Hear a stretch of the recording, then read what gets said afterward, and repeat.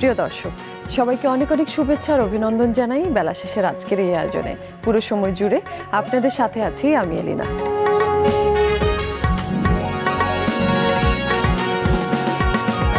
আজ আমাদের স্টুডিওতে আমন্ত্রিত অতিথি হিসেবে উপস্থিত আছেন গাজী ইমরান আল আমিন, হেড অফ মিডিয়া বাইং, মিডিয়াভেস্ট।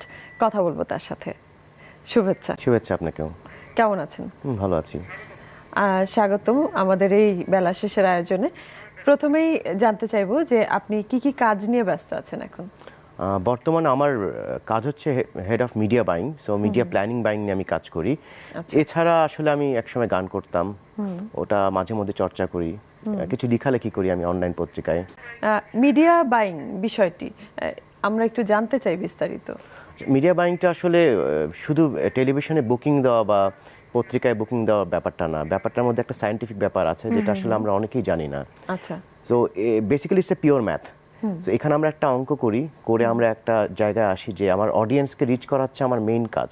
যে আমার আসলে কনজিউমারকে আমার যে ব্র্যান্ডটার আমি রিপ্রেজেন্ট করি সেটাকে আসলে দেখাতে হবে, তাকে এক্সপোজ করতে হবে। তারপর সে হচ্ছে গিয়ে ওইটা প্রোডাক্টটা ট্রায়াল করবে বা কিনবে, বা তার মাথার মধ্যে ওই ব্র্যান্ডটা এস্টাবলিশ হবে। সো ওই যে বাইংটা আমি করি, তখন আমি চ্যানেল সিলেকশন করি, কোন কোন প্রোগ্রামটা দেখে আমার মিডিয়ার অডিয়েন্সটা সেটা ঠিক করি, তারপর প্লেসমেন্ট করি। সেভাবে কিন্তু আমার প্রসেসটা চলে। পুরো বিষয়টি আসলে কেমন, কিভাবে আপনারা চ্যানেলগুলোর সাথে কার্যক্রমটা করে থাকেন? চ্যানেলগুলোর ব্যাপারটা কিন্তু একদম শেষে আসে। প্রথমে আমার ক্লায়েন্ট বা যে ব্র্যান্ডটা কমিউনিকেশন করতে চায় সে একটা ব্রিফ দেয় আমাদের, যে আমি আমার প্রোডাক্টের একটা টিভিসি বানিয়েছি যেটা কমার্শিয়াল বলে, টিভি কমার্শিয়াল, এটা আমি চালাতে চাচ্ছি। আচ্ছা। তখন আমরা তাদেরকে সাজেস্ট করি, আচ্ছা তোমার এই কমার্শিয়ালটা এটা প্রোডাক্ট অফার নাকি তোমার কোনো ব্র্যান্ডের কমিউনিকেশন, এটা কাকে দেখাতে চাও, যেটাকে আমরা টিজি বলি, টার্গেট গ্রুপ। তারপর তার একটা মিডিয়া হ্যাবিট থাকে। এখন সেই গ্রুপটা হয়তো একটা চ্যানেল দেখে বা একটা সেগমেন্ট দেখে, সে হয়তো নিউজ দেখে, অথবা সে শুধু ড্রামা দেখে, সে নিউজ দেখে না। ওটার একটা অঙ্ক আছে। তো আমরা ওখান থেকে আমাদের বিভিন্ন সফটওয়্যার ইউজ করি আমরা অডিয়েন্স মেজারমেন্টের, করে আমরা ঠিক করি ঠিক আছে এখন হচ্ছে কি আমার এই প্রোডাক্টের এই কমার্শিয়ালটা আসলে এই চ্যানেলে যাওয়া উচিত এই সময়। সেটার বেস করে আমরা চ্যানেলের সাথে কথা বলি, কথা বলে তারপর চালাই।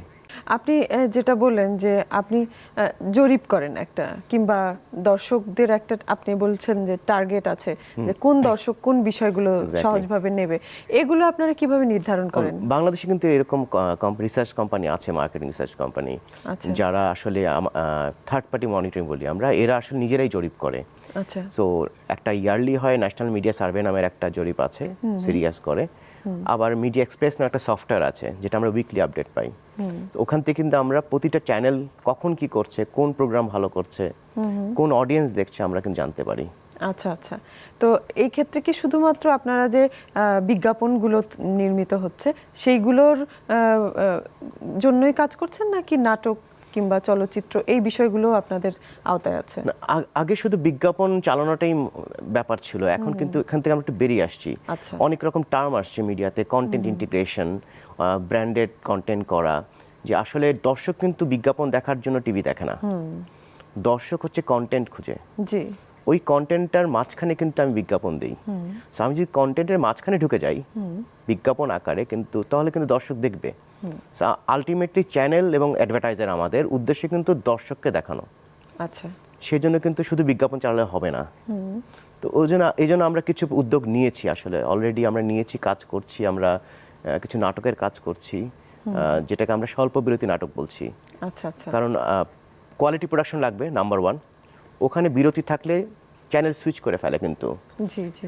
এখন অডিয়েন্স এই বিষয়টি আসলে খুবই গুরুত্বপূর্ণ। আমরা এই বিষয়ে কথা বলবো আরো। ছোট্ট একটা বিরতি নিয়ে ফিরছি। প্রিয় দর্শক, নিয়ে নিচ্ছি ছোট্ট একটা বিরতি। কিছুক্ষণের মধ্যে আবারও ফিরবো আমন্ত্রিত অতিথিকে সাথে নিয়ে। সাথেই থাকুন।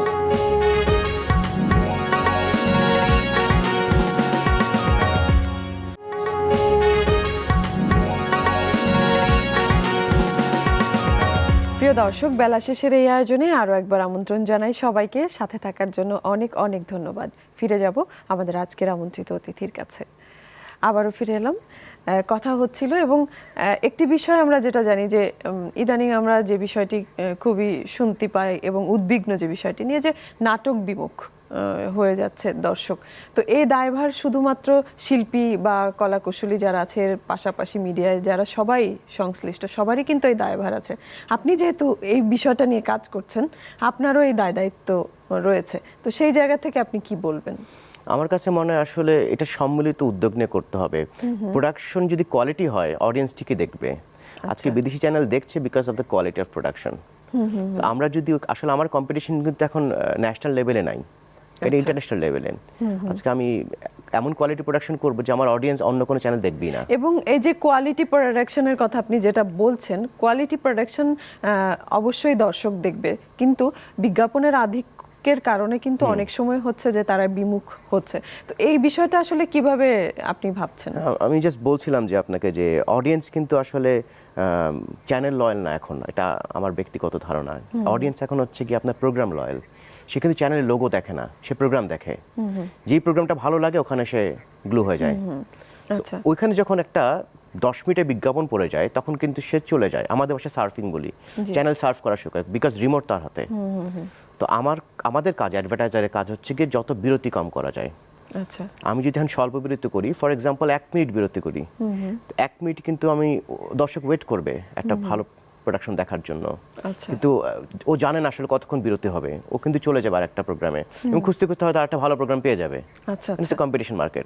আমরা এবারে যেটা জানি যে আমাদের এসএটিভির কিছু নাটক যেটা স্বল্প বিরতিতে প্রচারিত হবে আগামী ঈদে, সেটি হচ্ছে আপনার নিজস্ব প্রতিষ্ঠান যেটা আছে সেখান থেকে আপনি করছেন।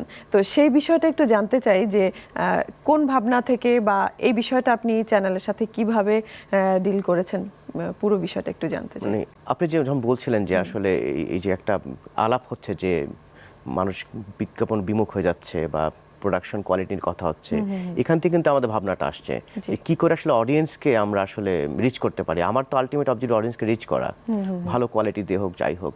তখন আমরা চিন্তা করি ঠিক আছে, আমরা আমাদের ক্লায়েন্টকে, গ্রামীণফোনকে বলি যে ঠিক আছে আমরা স্বল্প বিরতি করি এবং খুব কোয়ালিটি প্রোডাকশন করি, আচ্ছা, আচ্ছা, যাতে নাটকটাও মানুষ দেখে, মাঝখানে হয়তো 1 মিনিট বিরতি দর্শক দেখবে।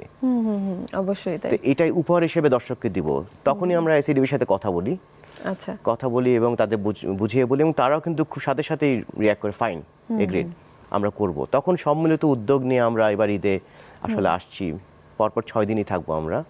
এরকম স্বল্প বিরতির নাটক এবার ঈদে প্রচারিত হচ্ছে এসএটিভি থেকে। স্বস্তির মধ্যে দিয়ে তারা ঈদ উপভোগ করবে, নাটক দেখবে।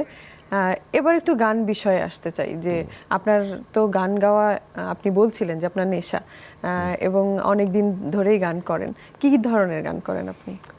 আমি আসলে নিজের কিছু গান ছিল, আর আমি আসলে পুরানো যারা আমাদের বড় ভাইরা আছে, লাকি এখন, নকিব খান, হ্যাপি ভাই, এদের গান আসলে বেশি গিয়েছি এক সময়। আচ্ছা, আচ্ছা। তো যদি আমরা আজকে একটু গান শুনতে চাই, কোন গান শোনাবেন? আসলে লাকি ভাই অনেক অসুস্থ, তো আমি লাকি ভাইকে অনেক মিস করি, আমরা একই পাড়ায় বড় হয়েছি। আচ্ছা, আচ্ছা। তো লাকি ভাই একটা গান আমি গাইতে পারি। জি, জি, জি, অবশ্যই।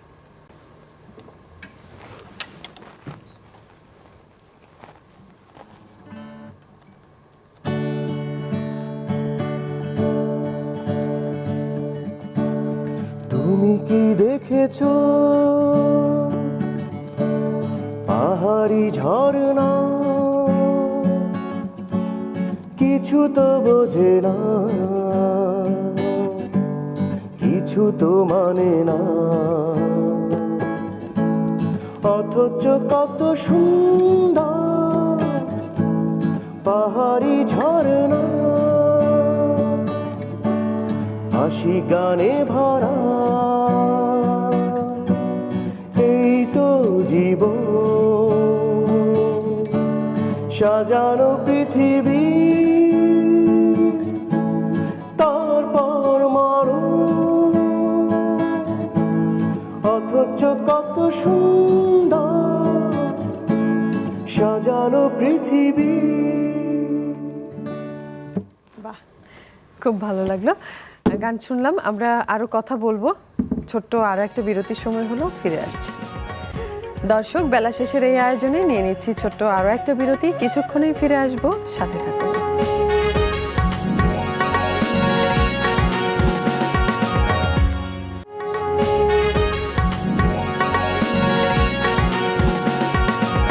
বেলা শেষের এই আয়োজনে আরও একবার আমন্ত্রণ সবাইকে, সাথে থাকার জন্য ধন্যবাদ।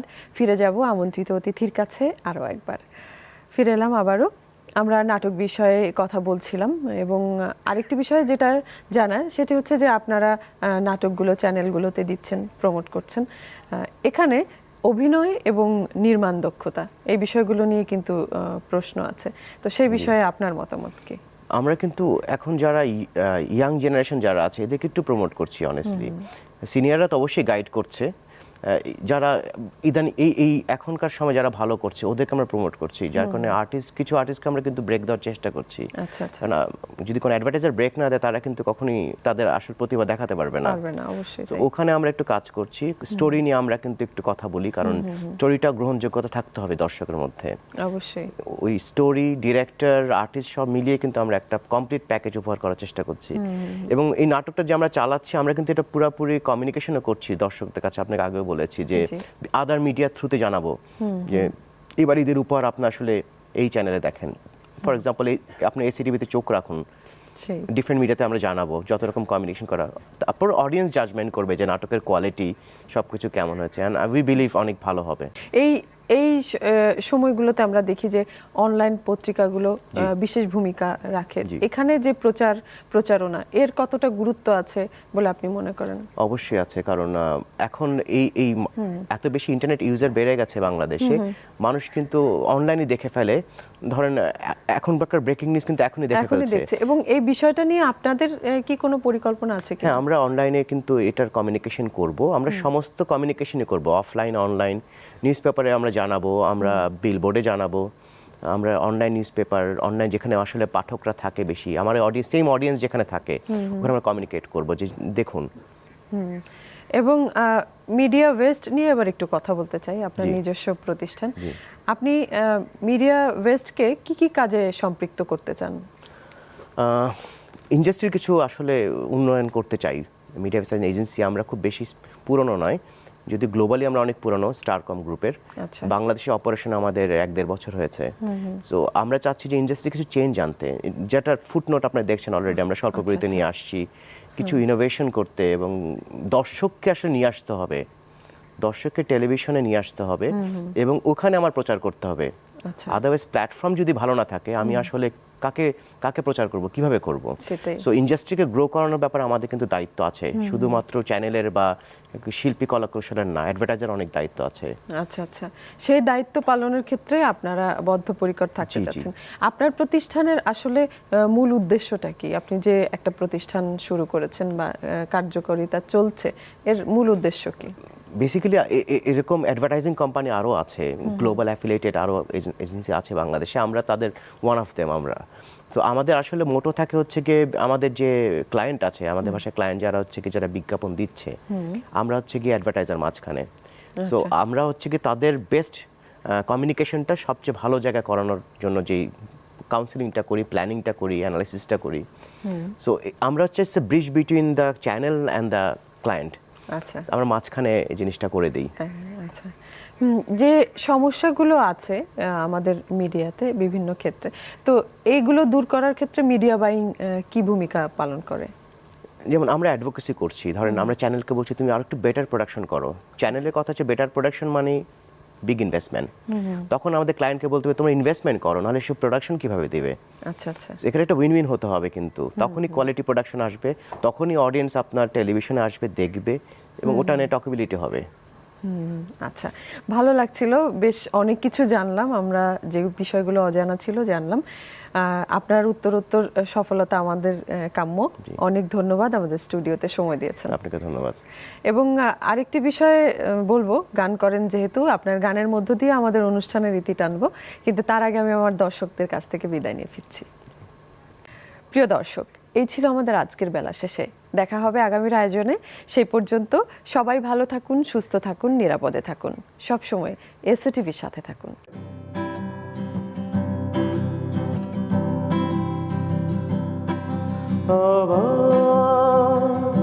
এলো যে সন্ধ্যা, শুধু দুজনে, আবার এলো যে সন্ধ্যা। শুধু দুজনে চলো না ঘুরে আসি অজানাতে, যেখানে নদী এসে থেমে গেছে।